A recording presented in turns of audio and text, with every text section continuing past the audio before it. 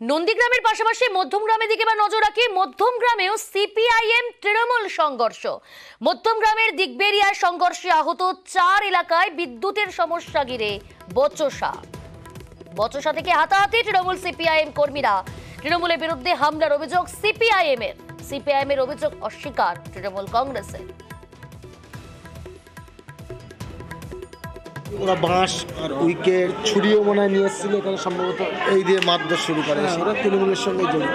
আমি সিপিআইএম করি। ওরা ছুরি নিয়ে দাদাকে মারতে গেছিল, প্রতিবাদ করেছিলাম, তারপরে এই অবস্থা।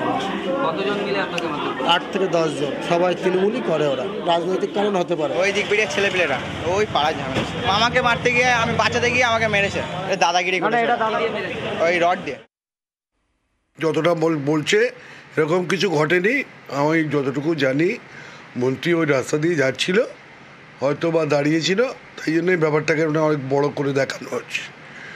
এমন কিছু ঘটনা ঘটেনি ওখানে যেটার জন্য এত কিছু হতে পারে।